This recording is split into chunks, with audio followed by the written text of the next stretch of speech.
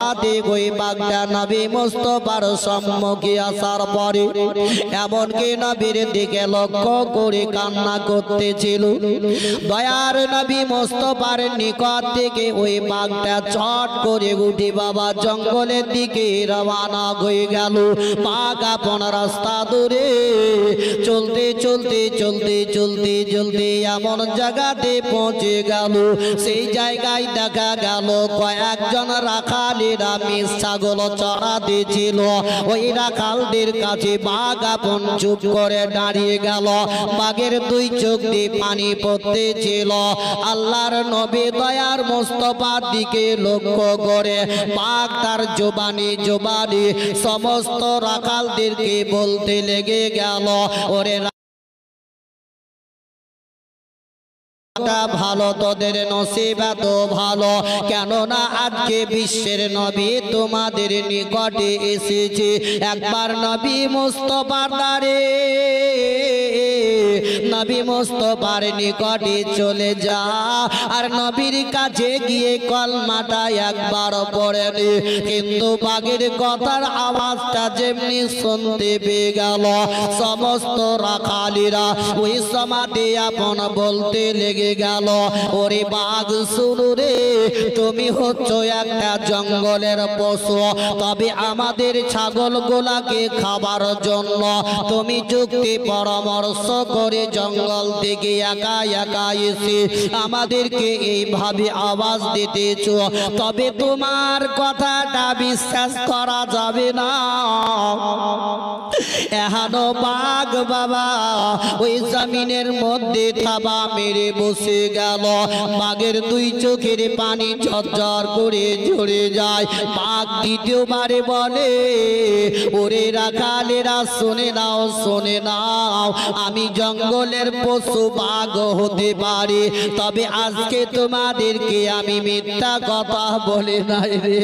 যদি দয়ার নবী আমার চলে যান, তবে কোনোদিন তোমাদের সঙ্গে আজ দুনিয়াতে তোকে কিয়ামত পর্যন্ত তোমাদের সঙ্গে আর দেখা হবে না। তবে একবার নবী মুস্তাফার নিকটে চলে যাও। ওই রাখালেরা দ্বিতীয়বার শোনার পরে এমনকি বাঘ থেকে জঙ্গলে যেই ছাগল মেষগুলা নিয়ে গেছিল, সমস্ত মেষ ছাগলগুলা জমিনের মধ্যে আর মুখ লাগাই না, আসমানের দিকে মুখটা ছেড়ে সমস্ত ছাগলগুলা তাকে আকাশের দিকে থেকে গেল। এমনকি তাদের ছাগল মেষের চোখ দিয়ে পানি পড়তে লেগে গেল। ওই সমাতে বাঘ বলে, ওরে রাখালে রে, তোদের মেষ আমি একটাও খাবো না, তোদের ছাগল একটাও আমি গোলা একটা একটা করে গিনতি করে আমার সম্মুখে রেখে দাও।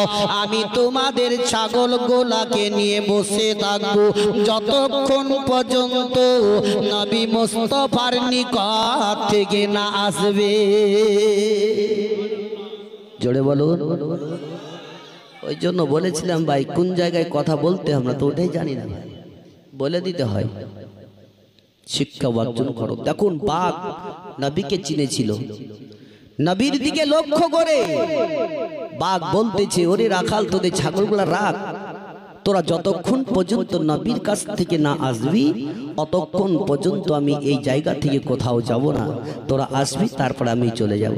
যে নবীকে একবার দেখে নিল সে নবীর প্রতি মহব্বত আশিকে পড়ে গেল। জোরে বলুন।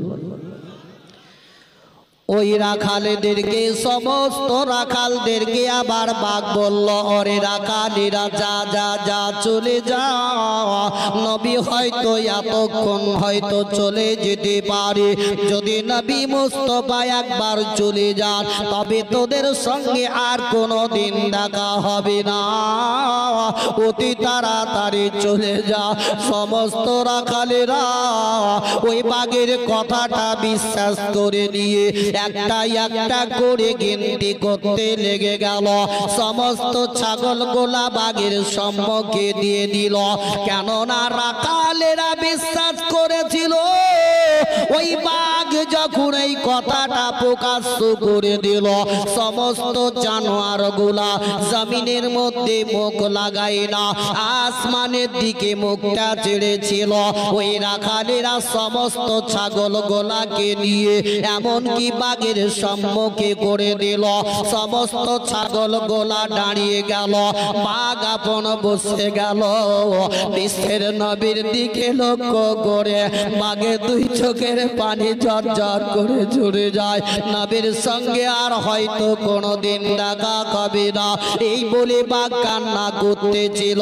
এমনকি রাখালেরা ওই পাহাড়ের দিকে দূরে দূরে দূরে দূরে এমনকি রওনা হয়ে গেল।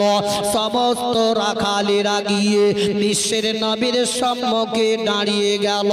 আল্লাহর নবী দয়ার মুস্তাফা রহমাতুল লিল আলামিন ওই রাখালদের দিকে তাকিয়ে তাকিয়ে দেখতে লাগলেন। সমস্ত রাখালেরা বিশ্বের নবীর দিকে লক্ষ্য করে বলে, ওগো আল্লাহর নবী গো, আপনার নিকটে আমরা এসেছি, আপনি আমাদেরকে কলমাটা পড়িয়ে দিন, আমরা ইসলাম গ্রহণ করে নেব। বিশ্বের নবী আমার সমস্ত রাখালদেরকে কলমা পড়িয়ে দিলেন। জোরে জোরে পড়ো লা ইলাহা, পড়ো লা ইলাহা, লা ইলাহা ইল্লাল্লাহ মুহাম্মাদুর রাসূলুল্লাহ সাল্লাল্লাহু তাআলা আলাইহি দিয়ে দিল কি বিশ্বের নবী এসেছে, যাও যাও নবীর কাছে চলে যাও আর নবীর কাছে গিয়ে কলমাটা পড়ে নাও। তাই ইয়া রাসূলুল্লাহ, আপনার নিকটে আমরা ছুটে ছুটে এসেছি। বিশ্বের নবী বললেন, ওগো রাখালেরা, যেমনি জঙ্গলের পশু ওই বাঘ আমার গাওয়াই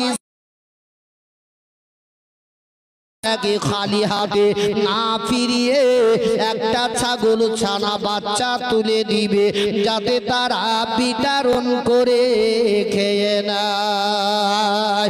সমস্ত রাখালেরা দূরে দূরে দূরে দূরে ছাগলের দিকে রওনা হয়ে গেল। ওই পাক বাবা ছাগলকে সমস্ত ছাগল গোলায় একটা একটা করে গিনতি করে নাও। তারা যেমনি গিনতি করে নিল, পাক বলল, এবার আমি চলে যাই, তোমরা তো চলে এসেছ। সমস্ত রাখালেরা বলেছিল বলে, না না, যেই নবী মুস্তাফার নিকটে আমরা কলমা পড়ে ইসলাম গ্রহণ করেছি, যে নবী মুস্তাফা আমাদেরকে আদেশ করেছেন, ওইটা কোনোদিন আমরা অমান্য করব না। তবে বিশ্বের নবীর কথা মতো তুমি একটা ছাগল ছানা বাচ্চা নিয়ে চলে যাও, একটা নিয়ে গিয়ে তোমরা বিতরণ করে খেয়ে নাও। জঙ্গলের পশু বাঘ বিশ্বের নবীর দিকে লক্ষ্য করে তাদের ছানা পর্যন্ত নিল না। সুবহানাল্লাহ, সুবহান। বিশ্বের নবী দেখুন, তারা আল্লাহ রাব্বুল ইজ্জত তিনাদের আশাকে যাতে পরিপূর্ণ করে দেয়, জোরে সকলে বলুন আমিন। আমিন। যে শায়রে বলে, ও জানতে বড় ইচ্ছা করে আমার হে আগো, জানতে বড় ইচ্ছা করে আমার হে আগো, তুমি যখন তো ছিল না বিহাদিসেতে বলি, সাজদায় যত রত ছিল না বিহাদিসেতে বলি, ইচ্ছা করে আমার হে আগো,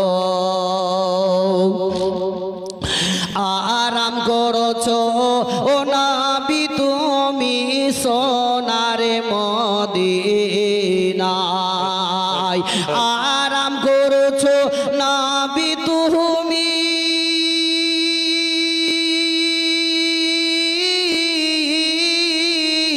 সোনার মদিনায়।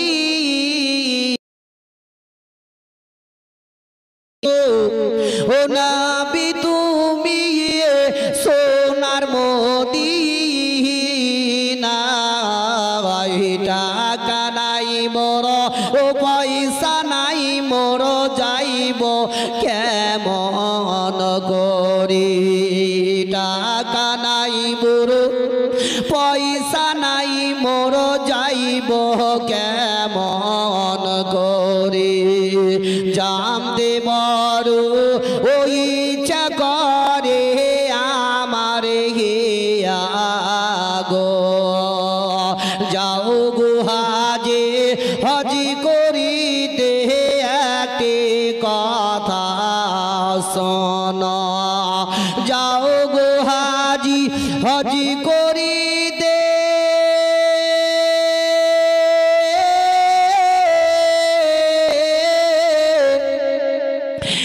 একটি কথা শোনো আমার সালাম পৌঁছে দিও নবীজি রওজায় আমার সালাম পৌঁছে দিও নবীজি রওজায় জাম দেবর ওই ইচ্ছা করে আমার হিয়া গো আল্লাহুম্মা আলা সাইয়্যিদিনা মুহাম্মদ ওয়ালা হ্যালো সাইয়্যিদিনা মাওলানা মুহাম্মদ সাল্লাল্লাহু মুহাম্মাদিন সাল্লাল্লাহু আলা মুহাম্মদ হরদম জবান কালো পাক নামে মোহাম্মদ হরদম জবান সে নিকালো ফিআনা মুহাম্মদ সাল্লাল্লাহু তাআলা আলাইহি ওয়াসাল্লাম। ও বাবা জীবনের আমার ভাইরা আমার মা বোনেরা আমার আল্লাহর নবী দয়ার মুস্তাফা সাল্লাল্লাহু তাআলা আলাইহি ওয়াসাল্লাম একদিন বাবা মক্কা থেকে হিজরত করে মদিনা রাস্তায় চলতে এক নয় দুই নয় 3 দিন ধরে যখন গুহার মধ্যে ছিলেন সেই মুহূর্তে হযরতে আবু বকর সিদ্দিককে নিয়ে আপন কি মদিনার দিকে যখন রওনা হয়ে যান সেই সময়তে একটা যুবক যার নাম ছিল আমিরে বিন ফুয়ারা একটু বেশ দাও টনটা বেশি আছে ওই আমিরে বিন ফুয়ারাকে হযরতে আবু বকর সিদ্দিক বললেন ওগো আমিরে বিন ফুয়ারা তুমি আজকে বিশ্বের নবীর সঙ্গে সওয়ার হয়ে যাও আমি দয়ার নবী মুস্তাফার গোলাম আমি লাগাম ধরে মদিনায় চলে যাব আল্লাহর নবীর দিকে লক্ষ্য করে আবু বকর সিদ্দিক যখন এই কথাটি বলে দিলেন ফুয়ারা বলে হুজুর গো আমি হচ্ছি আপনার গোলাম আর আপনি হচ্ছেন নবী মুস্তাফার গোলাম তবে আপনি নবীর সঙ্গে সওয়ার হয়ে যান আমি লাগামটা ধরে মদিনায় চলে যাব কেননা এই জঙ্গলে রাস্তার পাহাড়ে কাটার সমস্ত সব কিছু আমার জানা আছে যেহেতু আমি পাহাড়ে পাহাড়ে ছাগল চড়াই যেহেতু আমি পাহাড়ে পাহাড়ে ওই মেষ চড়িয়ে আমার রাস্তাটা জানা আছে আপনার জানা নাই হযরতে আবু বকর সিদ্দিক রাদিয়াল্লাহু তাআলা আনহু বিশ্বের নবীর সঙ্গে যখন সওয়ার হয়ে গেলেন এদিকে আপন বাপজিরা ভাইরা আমার আবু বকর সিদ্দিক সওয়ার হলেন আমিরে বিন ফুয়ারা লাগামটা ধরে মদিনার রাস্তায় চলতে আরম্ভ করে দিলেন রাস্তায় চলতে চলতে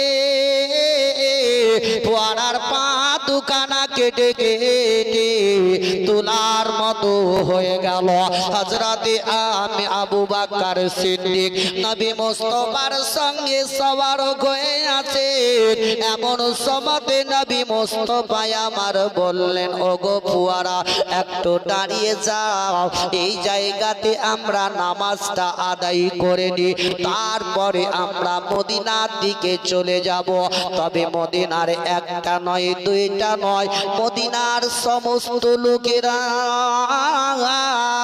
মদিনার বাইরে দাঁড়িয়ে দাঁড়িয়ে নবী মুস্তাফা রাস্তাটা চেয়ে চেয়ে দেখতেছিল কতক্ষণে নবী মুস্তাফা আমাদের মদিনাতে আসবে। ও আমার ভাইরা বাপজিরা মা বোনেরা আমার, ফোয়ারাকে যেমনি নবী আমার বলে দিলেন, ওই সমাধি ফোয়ারা দাঁড়িয়ে গেলে ফোয়ারার দুই চোখ দিয়ে পানি পড়তেছিল। নবী আমার বললেন, ও গো ফোয়ারা, কেন তুমি এইভাবে কান্না করো? নবী আমার বললেন, ফোয়ারা ইয়া হাবিবাল্লাহ নবী গো, যখন আমি সেই জায়গা থেকে নিয়ে এখন পর্যন্ত আপনার নিয়ে হাঁটতে হাঁটতে চলে আসতেছি ইয়া রাসূলুল্লাহ, কে যা চাইবে আমি নবী মুস্তাফা আজ তোমাকে সেটাই দিয়ে দিব। বলছে ফোয়ারা, আজ তুমি আমার নিকটে আছে, তারাই না তার মর্ম জানে। একবার ভেবে দেখুন, যার মা চলে গেছে, যার বাপ চলে গেছে, আপনি চোখ বন্ধ করুন, দেখুন মায়ের ওই চেহারাটাই আপনার চোখের সামনে ভেসে উঠবে। এমন এমন ছেলেগুলো আছে, মৌলভী সাহেব আমাকে একটা বড় মোবাইল দিয়ে দাও, বলবে না? মোবাইলটাকে কেন বলুন তো? বড় মোবাইল নিবে আর রাস্তাঘাটে বসে রাত দিন খালি রাত 12টা 1টা পর্যন্ত খালি মার মার মার, এই মার মারে বুঝলেন, রাত কাটিয়ে দিতে পারছে। কিন্তু শিক্ষা ওয়াজে পাঠাও না তো মৌলবীদের কি ভুল? এই যে আমার যুবক ভাইদেরকে বলবো, রাত্রি এশার নামাজের পরে একটা ইমাম মসজিদে চুপচাপ পেট পেড়ে পড়ে থাকে না? আর তোমরা আপন বাড়িতে নিয়ে ছেলে মেয়ে সবাইকে নিয়ে খুশি আনন্দিত করো, ইমাম সাহেব একাই চুপচাপ ঘরের মধ্যে পড়ে থেকে যায়, মা বাপ ছেলে মেয়ে বাড়িতে সব পড়ে আছে, উনি যে একাই পড়ে আছে। সেইটাকে লক্ষ্য করে প্রত্যেকটা লোকেরা কিংবা 10টা মিনিট গিয়ে বসে যদি শিক্ষা অর্জন করে, সেটা হবে না? কি ভাই, হবে না? কিন্তু আমরা যাই পারদেশি বলে পড়ে আছে বলে তাকে যা পারছো তাই কথা বলছো, কখনো নয়। যে ইমামের পিছনে নামাজ পড়বে সেই ইমামের কখনো বেচর্চা, কখনো তার বদনাম কখনো কোথাও করবে না। উনি হচ্ছেন মাথার তাজ। তো যাই হোক বাপজিরা ভাইরা আমার, এহানো আজ যদি আপনাদের নিকটে আরো কিছু বলি তো বলে, মৌলভী সাহেব আমাকে কি একটা বাড়ি ঘর তৈরি করে দাও। কিন্তু আল্লাহর নবী দয়ার মুস্তাফা সাল্লাল্লাহু তাআলা আলাইহি ওয়াসাল্লামের নিকটে ফোয়ারা বলতে লাগলো, ইয়া রাসূলুল্লাহ, ইয়া হাবিবাল্লাহ নবী গো, আমার বহুত দিন আগে মা মারা গেছে, আমার দুনিয়াতে মা নাই। যখন আপনি বললে তবে আপনি আমাকে আমার মা দিয়ে দিন। নবীজি বলেন, ফোয়ারা তুমি মা বাদে যা চাইবে গো, আমি নবী মুস্তাফা তোমাকে আমি সেটাই দিয়ে দিব। ফোয়ারা বলল, ইয়া রাসূলুল্লাহ, ইয়া হাবিবাল্লাহ নবী গো, আপনার নিকটে আমি টাকা পয়সা চাই না, ধান দৌলতে চাই না ইয়া রাসূলুল্লাহ, তবে আপনি মুখে আপনি বলেছেন যা চাইবে তাই দিয়ে দিব, তবে আপনি আমাকে আমার মা দিয়ে দিন, তাছাড়া আপনার নিকটে আমি কিছুই চাই না। বিশ্বের নবী বললেন, ফোয়ারা তোমাকে বলি মা বাদে যা চাইবে সেটাই তোমাকে দিয়ে দিব। ফোয়ারার দুই চোখের পানি ঝরঝর করে ঝরে যায়, পায়ের তলা দিয়ে রক্ত গড়ে গড়ে গড়ে গড়ে যায়। দয়ার নবী মুস্তাফার নিকটে হযরতে জিবরিল আমিন আসলেন, বলেন, ইয়া রাসূলুল্লাহ, ইয়া হাবিবাল্লাহ নবী গো, আপনি গাছকে ইশারা করেছেন, গাছ আপনার নিকটে চলে এসেছে, আপনি আসমানের চাঁদকে ইশারা করেছেন, চাঁদ দুটুকরো হয়ে গেছে। ইয়া রাসূলুল্লাহ, ইয়া হাবিবাল্লাহ নবী গো আপনার নিকটে ফোয়ারা যা চাইছে আপনি সেটাই দিয়ে দিন। বিশ্বের নবী আমার বললেন গো ফোয়ারা, তবে তুমি যখন মা চাইতেছো ওই গাছের উপরে একবার উঠে যাও, উঠে যাও। ফোয়ারা অঝর নয়নে কেঁদে কেঁদে বলেন ইয়া রাসূলুল্লাহ, ইয়া হাবিবাল্লাহ, নবী গো আমি একটা কদম আগে যেতে পারবো না। গাছের উপরে চড়া তো দূরের কথা, বিশ্বের নবী আমার হযরত আবু বকর সিদ্দিক রাদিয়াল্লাহু তাআলা আনহুকে বললেন, ওগো আবু বকর এই ফোয়ারাকে গাছের উপরে তুমি উঠিয়ে দাও। হযরত আবু বকর সিদ্দিক যখন চড়িয়ে দিলেন, আল্লাহর নবী দয়ার মুস্তাফা রহমাতুল লিল আলামিন হযরত ইসরাইলকে যখন হুকুম করা হলো, এমন আল্লাহ রাব্বুল ইজ্জত বললেন যাও তার জানটিকে তুমি কবজ করে নাও। বিশ্বের নবী আমার গাছটাকে ইশারা করে দিলেন, গাছ তুমি উঠে যাও। গাছ উঠতে উঠতে আরম্ভ হয়ে গেল, আসমানে দরজা খুলতে লেগে গেল। খুলতে খুলতে সাধু আসমানের মধ্যে গিয়ে ওই ফোয়ারা তার মায়ের নিকটে পৌঁছে গেল। ছিলেন আমি লাগাম ধরে মদিনার দিকে যাই, ওগো মা জননী আমার পা দুখানা কেটে কেটে তোলার মতো হয়ে গেছিল। আর নবী যখন আমাকে বললেন যা চাইবে আমি সেটাই দিব।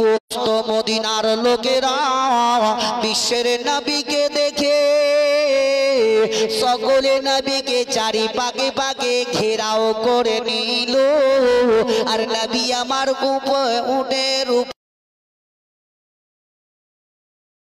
মদিনাওয়ালা বলতে লাগলো, ইয়া রাসূলুল্লাহ, ওগো আল্লাহর নবী গো আপনি আমার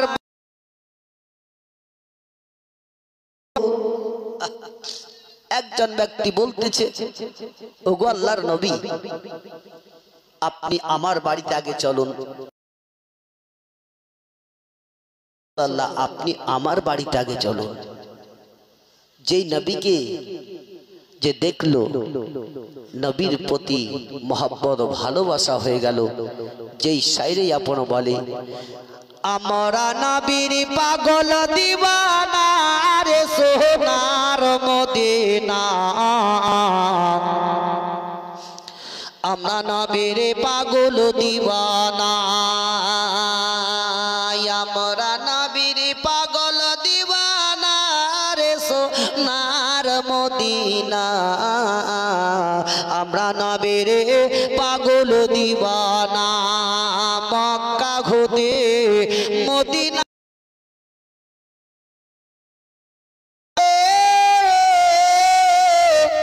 আরে বিচিখানে এক গর্ত পরে, মক্কা হতে মদিনা যেতে 13 বাজে 13 কদমে চলে নবী কাফেরদের যন্ত্রণাই রে সোনার মদিনা, আমরা নবীর পাগল দিওয়ানা, আমরা নবীর পাগল দিওয়ানা রে সোনার মদিনা, আমরা নবীর পাগল দিওয়ানা। সেথায় মাকড় সাথে জাল বুনিল, আরে কাবুতরে ডিম পাড়িল। আলা সাইয়্যিদিনা মাওলানা মুহাম্মদ ওয়া আলা আলি সাইয়্যিদিনা। বলবো তবে তোমরা কি মেনে নিবে বলো? সকলে বলেছিল ইয়া রাসূলুল্লাহ, ইয়া হাবিবাল্লাহ, নবী গো আপনি যা বলবেন আমরা সেটাই মেনে নিব।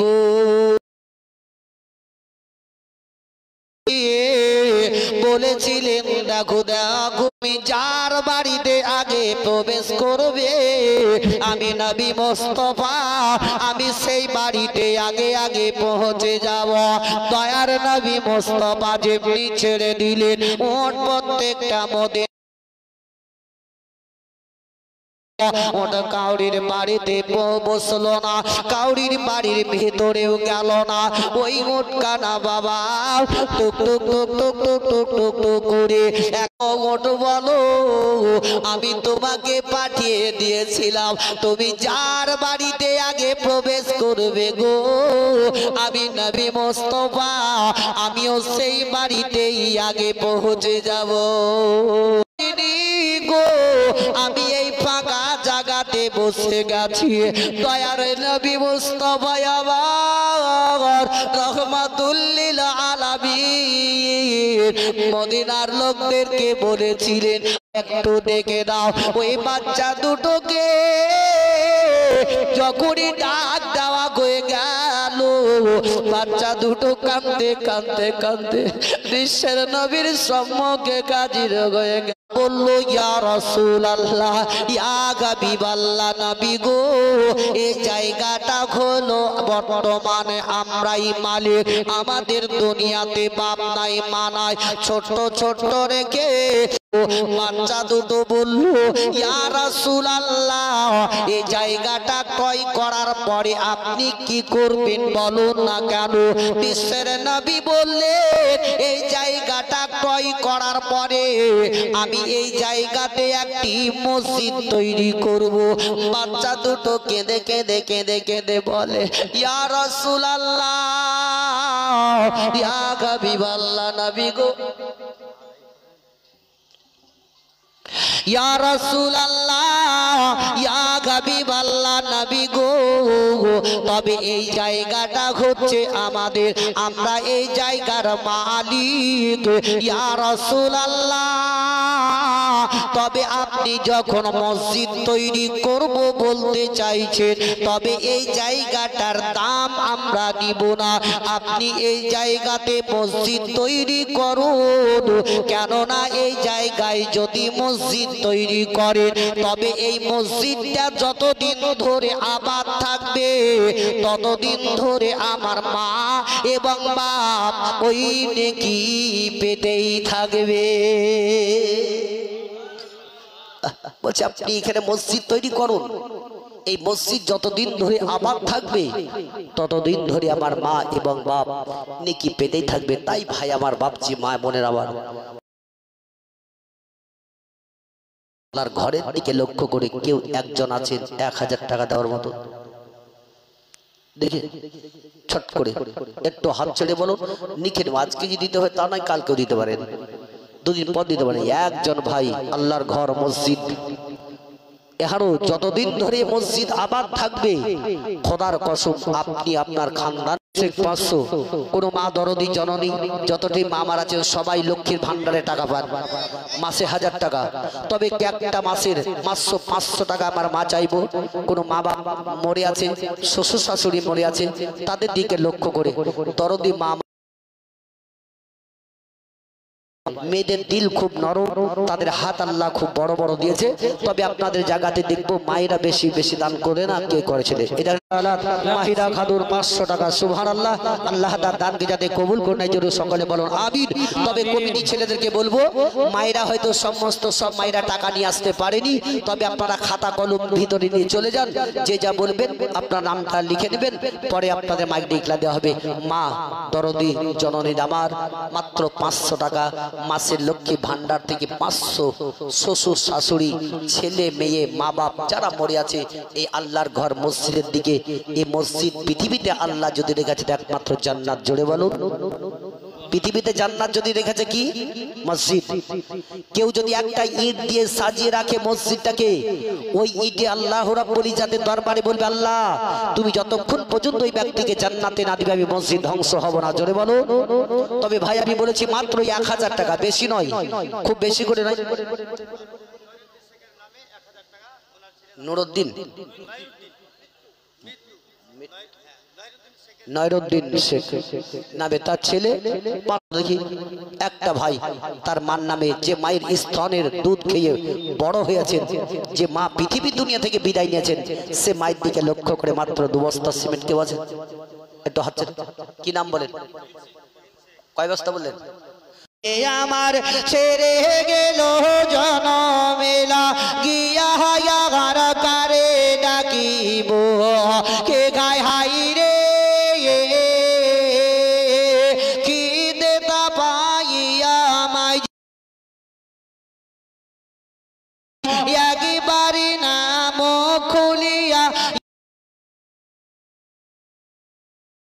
কথা মনে রেখে ও রাখিল যে চাপায়া কারে ডাকিব, আরে কারে ডাকিব মাগো এ মায়ের লাগিয়া, সেই মায়ের ভুলিয়া গিয়া কেমনে বাঁচিব আর, এ কারে ডাকিব, আরে কারে ডাকিব মাগো এ মা বলি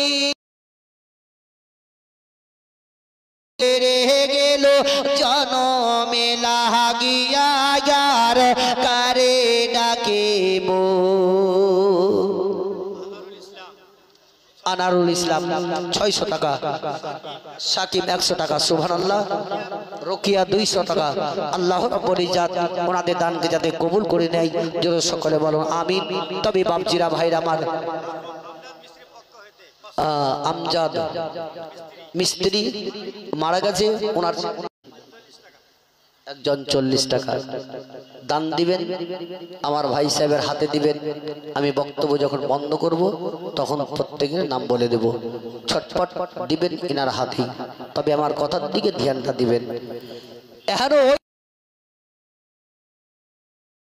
তারপর উঠে তাহাজ্জুদের নামাজ পর্যন্ত পড়তো, জোরে বলো সুবহানাল্লাহ।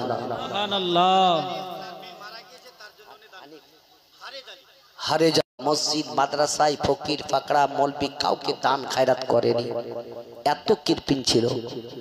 মেয়েটির দরজাতে এসে ওই সওয়ালি যখন সওয়াল করলো, সঙ্গে সঙ্গে মেয়েটির দরজা খুলে দিয়ে দেখছে তো এক ভিখারি দাঁড়িয়ে আছে। বলছে, মা কোনো কিছু যদি খাবার খাদ্য থাকে আল্লাহর ওয়াস্তে তুমি আমার। মেয়েটি চট করে ঘরের ভিতরে গিয়ে 2খানা রুটি নিয়ে এসে তাকে দান করে দিল। জোরে বলুন, একটু মহব্বতে বলুন সুবহানাল্লাহ। দেখুন দান কি জিনিস। এই জন্য বলে, হাদিস থেকে প্রমাণিত আছে, তোমার বাড়িতে যদি কোনো ছোট ছোট ছেলে মেয়ে থাকে, তবে তুমি নিজে ভিক্ষা না দিয়ে তোমার ওই ছোট্ট বাচ্চার হাত দ্বারায় ভিক্ষা দাও। কেননা তোমার মেয়েটি যখন আস্তে আস্তে বড় হয়ে বিয়ে হয়ে শ্বশুর বাড়ি যাবে, তখন তোর দান করার হাতটা বড় হয়ে থাকবে। সেই মেয়েটি দান করতে পারবে, সে কখনো বড় হয়েও দান করতে পারবে না। যে বাচ্চারা ছোট ছোট থেকেই ঘর থেকে ফকির ফাকরাকে দান করেছে, সেই ছেলেরাই দান করতে পারবে, সেই লোকেরাই দান করতে পারবে। তাছাড়া যারা দান করেনি তারা কখনো নয়। তবে ভেবে রাখুন, যখনই মরবেন সব পড়ে থাকবে, কিচ্ছুই আপনার সঙ্গে যাবে না। যেটাই আপনি দান খায়রাত করবেন আপনার সেটাই যাবে। জিকির আজকার ইবাদত যা করবেন এগুলাই সঙ্গে যাবে, তাছাড়া কিচ্ছু নয়। বাপ ভাই আমার, প্রত্যেকের মা বাপ অনেকের মারা গেছে, তাদের দিকে লক্ষ্য করে আল্লাহ রাব্বুল ইজ্জাতের এখনো পৃথিবীর জান্নাত ঘর মসজিদের দিকে তাকিয়ে মাত্র 1 বস্তা সিমেন্ট কিংবা কোনো মা আমার আছেন, ছট করে লাগাবেন। ইনশাআল্লাহ আমি বক্তব্য ধরেছি, এই বক্তব্য বলতে বলতেই হয়তো আমাদের মুফতি সাহেব চলে আসবেন।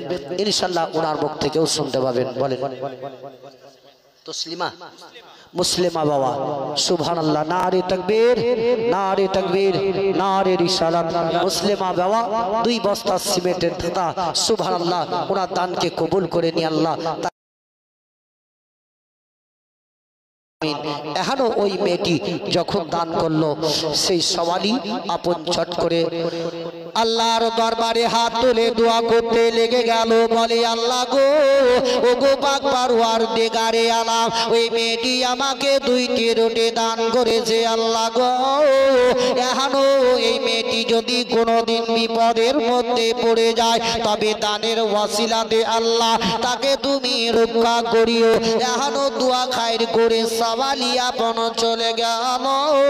এমন সমাধে তার আব্বা, ওই কৃপণতা বাপ, ঘরের ভিতর থেকে বাইরে আসার পরে তার মেয়েটিকে জিজ্ঞাসা করলো, বেটি রে, ওই লোকটা তোমাকে এমন কি কথা বলতেছিল বলো?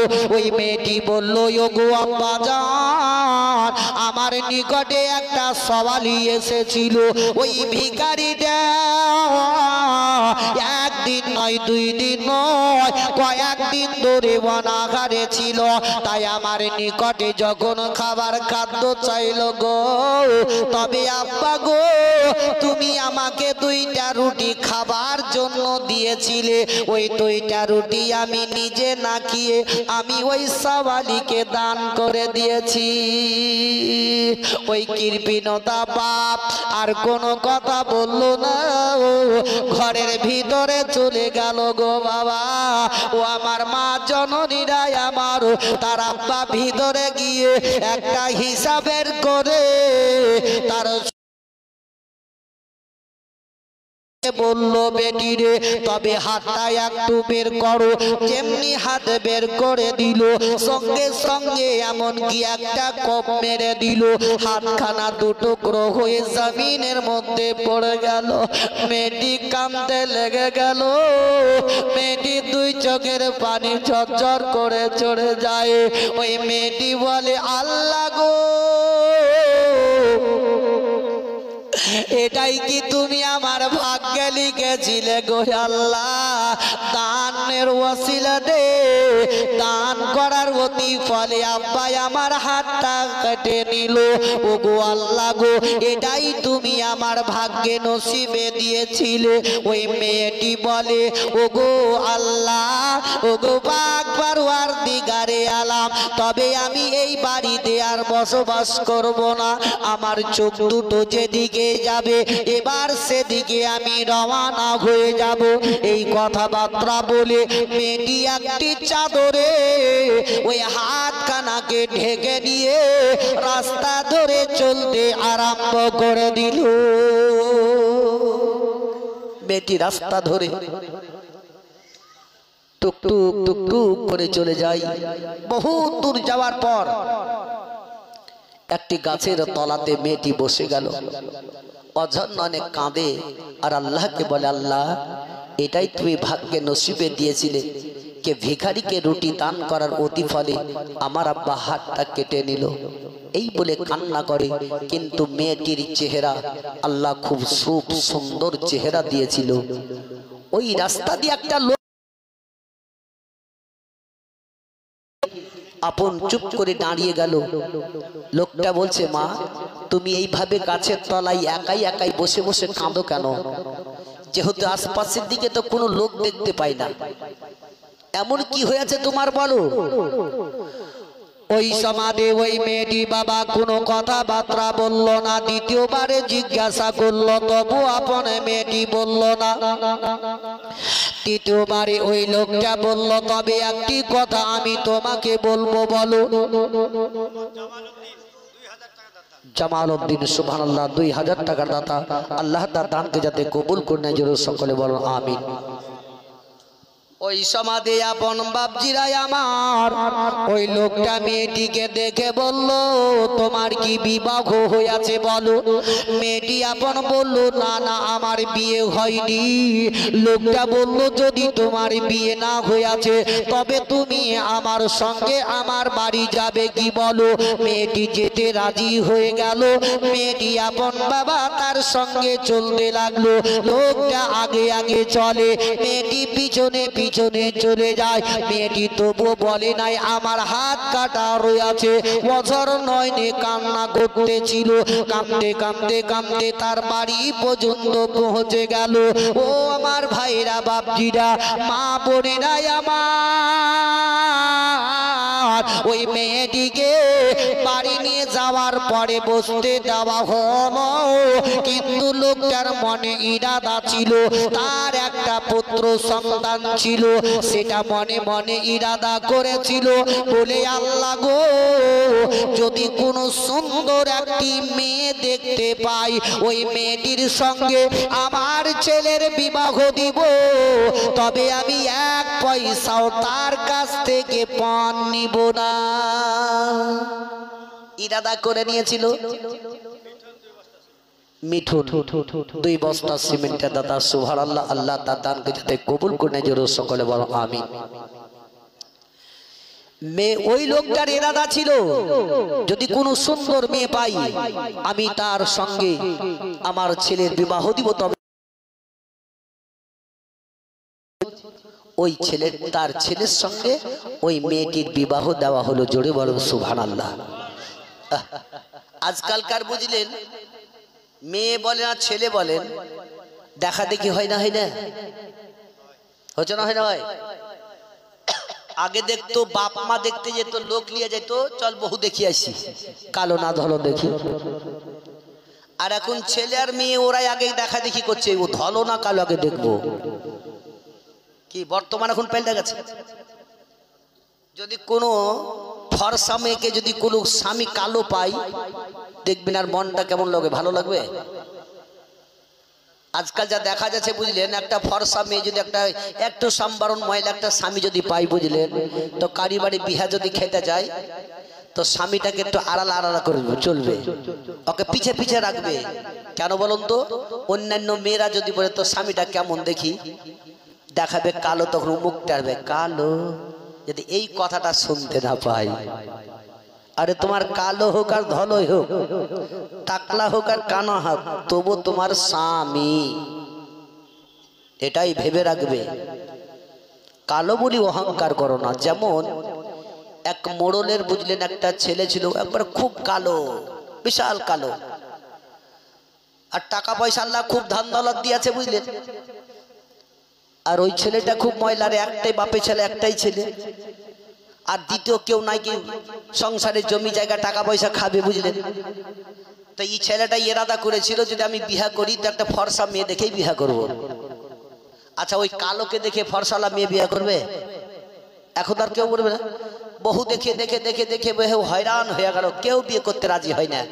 কিন্তু একটা গরিবের মেয়ে, সে ছিল নামাজি, পরহেজগার, শিক্ষিত মেয়ে ছিল, দেখতেও সুন্দর, তার বাপের টাকা পয়সা না থাকার সমর্থকালেই বিয়ে দিতে পারে না। শেষখানে ওই মোড়লের ছেলের সঙ্গে ওই মেয়েটির বিবাহ হলো। জোরে বলুন, একটু মহব্বতে বলুন সুবহানাল্লাহ। মেয়েটি যখন বিবাহ হলো, এই ছেলেটা বুঝলেন মেয়েটিকে দেখে মুচকে মুচকে খুব হাসে। কেন হাসছে? কি আমি কালো, মনে ইরাদা করেছিলাম ফর্সা মেয়ে বিয়ে করব, কিন্তু আমার মনের আশা পূর্ণ হয়ে গেছে, এই বলে হাসছে। আর মেয়েটি ফর্সা, স্বামী কালো, মনটাকে দুঃখ আফসোস করে নিয়ে খুব চুপচাপ গুম গুম বসে আছে। মনে মনে চিন্তা করছে, আল্লাহ এত সুন্দর তুমি আমার চেহারা দিয়েছো, আমার স্বামী কালো, কিন্তু তুমি আমার ভাগ্যে যেটা লিখেছিলে সেটাই আমার